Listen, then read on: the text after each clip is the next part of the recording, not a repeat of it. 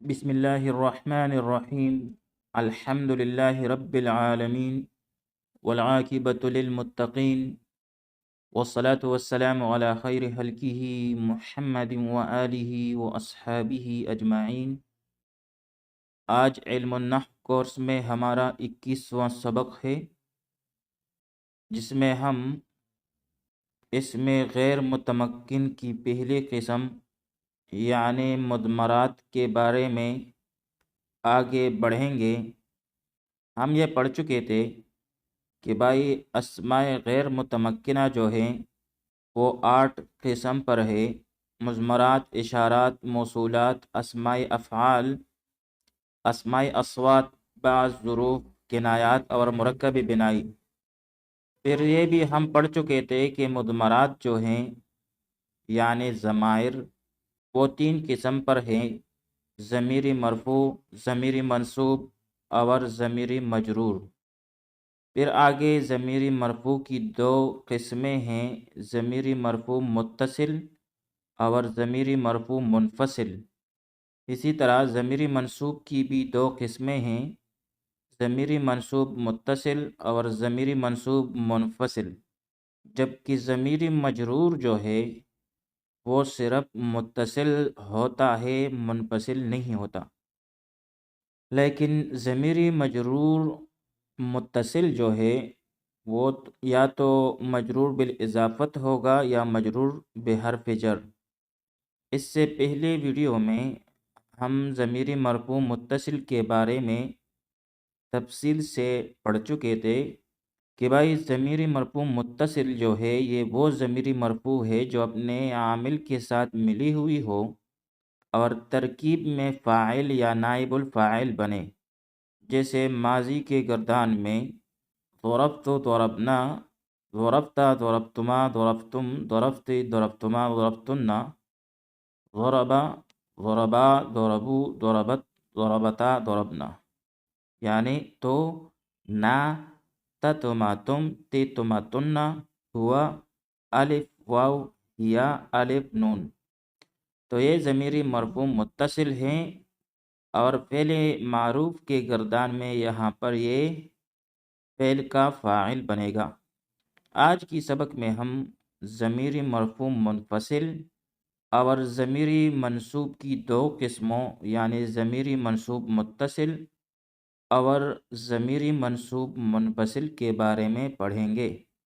سب سے پہلے ضمیری مرفوع منفصل، یہ وہ ضمیری مرفوع ہے جو اپنے عامل سے ملی ہوئی نہ ہو، منفصل ہو، الگ ہو، جدا ہو، اور پھر یہ ترکیب میں مبتدا یا خبر بنے۔ ضمیری مرفوع منفصل وہ ضمیری مرفوع ہے جو اپنے عامل سے ملی ہوئی نہ ہو اور ترکیب میں مبتدا یا خبر بنے، جیسے انا، نحن، یہ متکلم کے لیے، اور مخاطب کے لیے انت، انتما، انتم، انت، انتما، انتن، اور غائب کے لیے هو، ہما، ہم، ہی، ہما، ہن۔ انا جو ہے یہ واحد مذکر و مؤنث متکلم کے لیے ہے، یعنی واحد متکلم کے لیے ہے، پھر یہ مذکر اور مؤنث میں مشترک ہے۔ انا اس کا معنی ہے میں، اردو میں اس کا معنی کیا جائے گا میں، اور نحن بمعنی ہم۔ تو نحن جو ہے یہ تثنیہ اور جمع دونوں کے لیے استعمال ہوتا ہے، اور اسی طرح مذکر اور مؤنث میں بھی یہ مشترک ہے۔ جبکہ واحد مذکر مخاطب کے لیے انتا یعنی تم، انتما یعنی تم دونوں، اور انتم یعنی تم سب مرد۔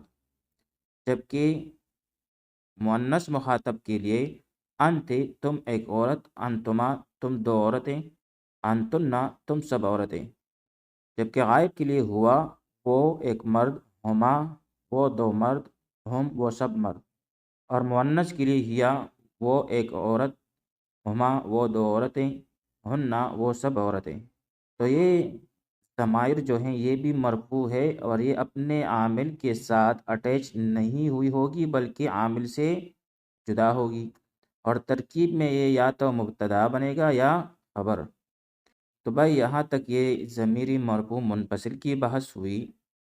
پھر ضمیری منصوب کی بھی آگے 2 قسمیں ہیں: ضمیری منصوب متصل اور ضمیری منصوب منفصل۔ ضمیری منصوب متصل یہ وہ ضمیری منصوب ہے جو فعل کے پیچھے آئے اور ترکیب میں مفعول بھی بنے، اور یا حروف مشبہ بالفعل کے پیچھے آئے اور ترکیب میں اس کے لیے اسم بنے۔ یعنی ضمیری منصوب متصل جو ہے یہ اٹیچ ہوگا فعل کے ساتھ یا حروف مشبہ بالفعل کے ساتھ جو ہے اس کے بعد آئے گا، اور ترکیب میں اگر فعل کے پیچھے ہو تو پھر ترکیب میں مفعول بھی بنے گا، لیکن اگر حروف مشبہ بالفعل کے پیچھے آئے تو پھر ترکیب میں اس کے لیے اسم بنے گا، کیونکہ حروف مشبہ بالفعل کا اسم جو ہوتا ہے وہ منصوب ہوتا ہے، اور یہاں پر اس کے ساتھ ملا بھی ہوا ہے تو یہ متصل ہوگا۔ یہ الگ بات ہے کہ ضمائر ہیں تو ضمائر کا اعراب جو ہے وہ محلن ہوگا، حالت نصبی میں یہ محلن منصوب ہوگا۔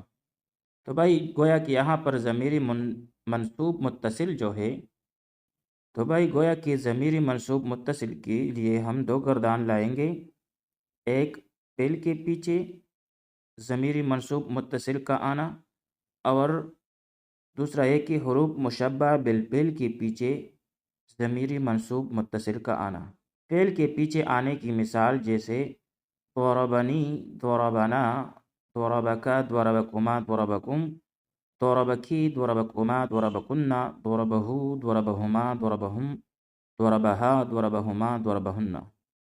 اب ضربنی میں یا ہے، یا یہ ضمیر ہے، واحد مذکر و مؤنث متکلم کے لیے ضمیری منصوب متصل ہے، کیونکہ ضربہ کے ساتھ جو ہے یہ متصل ہے۔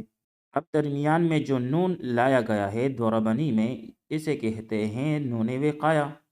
اصل میں ضربہ جو ہے، ضربہ یہ فعل ماضی ہے، اور فعل ماضی جو ہے وہ بھی مبنی ہے، اور اس کے ساتھ جب ہم ضمیری منصوب متصل یعنی یا لگائیں گے تو یا جو ہے یہ چونکہ ضمیر ہے اور یہ بھی مبنی ہے، جبکہ یا کسرہ چاہتا ہے تو درمیان میں نون لایا اور اس نون کو کسرہ دیا، کیونکہ ضربہ کے با کو ہم کسرہ نہیں دے سکتے، تو یہ بن جائے گا ضربنی۔ بہرحال اس میں یا جو ہے یہ ضمیر ہے، ضربنا میں نا، ضربکا میں کھا، ضربکما میں کما، ضربکم میں کم، ضربکی میں کی، ضربکما میں کما، ضربکنہ میں کنہ، ضربہو میں ہو، ضربہما میں ہما، ضربہم میں ہم، ضربہا میں ہا، ضربہما میں ہما، اور ضربہنہ میں ہنہ۔ یا نا کا کما کم، کی کما کنہ، ہو ہما ہم، ہا ہما ہنہ۔ تو یہ ضمائر جو ہیں یہ فعل کے پیچھے آئے ہیں، اور ترکیب میں یہ اس کے لیے مفعول بھی بنے گا۔ مثال کے طور پر ضربنی، ضربنی اس نے مجھے مارا۔ اب ضربہ جو ہے یہ فعل ماضی واحد مذکر غائب کا صیغہ ہے، اور اس میں اب یہاں پر ہم ہو کی ضمیر نکالیں گے، ضمیر مرفوع متصل جو اس کے لیے فاعل بنے گا، پھر نون وقایہ کا، اور یا ضمیری منصوب متصل محلن منصوب ہو کے مفعول بھی، پھر فعل اپنے فاعل اور مفعول بھی کے ساتھ مل کر جملہ فعلیہ خبریہ ہو جائے گی۔ تو یہاں پر ضربہ جو ہے اس میں ہوا کی ضمیر فاعل ہے، اور یا جو ہے یہ مفعول بھی ہے۔ اس طرح تمام صیغوں میں آخر تک ضربہ میں ہوا کی ضمیر جو ہے وہ اس کے لیے فاعل بنے گا، جبکہ نا، کا، کما، کم، کی، کما، کنہ، ہو، ہما، ہم، ہا، ہما، ہنہ وغیرہ جو ہے یہ اس کے لیے محلن منصوب ہو کے مفعول بھی بنے گا۔ پھر حروف مشبہ بالفعل کے پیچھے آنے کی مثال جیسے اننی، اننا، انکا، انکما، انکم، انکی، انکما، انکنہ، انہو، انہما، انہم، انہا، انہما، انہن۔ تو یہاں پر بھی یا، نا، کا کما کم، کی کما کنہ، ہو ہما ہم، ہا ہما ہنہ، یہ جو ہیں یہ ضمیری منصوب متصل ہے، اور یہ متصل ہے حروف مشبہ بالفعل کے ساتھ۔ یہاں پر بھی اننی میں انا جو ہے یہ حرف از حروف مشبہ بالفعل ہے، اور جو حروف ہیں وہ تمام کے تمام مبنی ہے، اور جب اس کے ساتھ یا متکلم لگا دیتے ہیں تو وہ تو ما قبل کسرہ چاہتا ہے، تو یہاں پر بھی نون وقایہ کو لایا گیا اور اسے کسرہ دیا گیا، تو بن گیا اننی۔ اس طرح اننا، تو بھائی یہاں تک یہ بحث ہوئی ضمیر منصوب متصل کی۔ پھر ضمیر منصوب کی دوسری قسم جو ہے وہ ہے ضمیر منصوب منفصل۔ ضمیر منصوب منفصل یہ وہ ضمیر ہے جو اپنے عامل کے ساتھ ملی ہوئی نہ ہو، جدا ہو، منفصل ہو، اور ترکیب میں یہ بھی مفعول بھی بنے گا۔ مثال کے طور پر ایایا، ایانا، ایایا، ایانا متکلم کے لیے، مخاطب کے لیے ایاکا، ایاکما، ایاکم، ایاکی، ایاکما، ایاکنا، اور غائب کے لیے ایاہو، ایاہما، ایاہم، ایاہا، ایاہما، ایاہن۔ تو یہاں پر یہ ضمیری منصوب منفصل ہے، اور جب بھی کسی ترکیب میں یہ آئیں گے تو یہ مفعول بھی بنے گا۔ جیسے ایاک نعبد میں ایاک ضمیری منصوب منفصل محلاً منصوب ہو کے مفعول بھی مقدم، نعبد جمع متکلم کا سیاہ ہے پہلے مضارع کا، اور اس میں نحن کی ضمیر نکالیں گے جو اس کے لیے فاعل بنے گا۔ پھر فعل اپنے فاعل اور مفعول بھی مقدم کے ساتھ مل کر جملہ فعلیہ خبریہ ہوا۔ بہرحال ضمیر منصوب منفصل جو ہے یہ ترکیب میں مفعول بھی بنے گا۔ تو بھائی یہاں تک ہم نے ضمیر مرفوع اور ضمیر منصوب کی جملہ اقسام جو ہیں وہ پڑھ لیے۔ اگلی ویڈیو میں ہم ضمیر مجرور پر بحث کریں گے۔ وصلی اللہ تعالی علی خیر خلقہ محمد وآلہ وأصحابہ اجمعین۔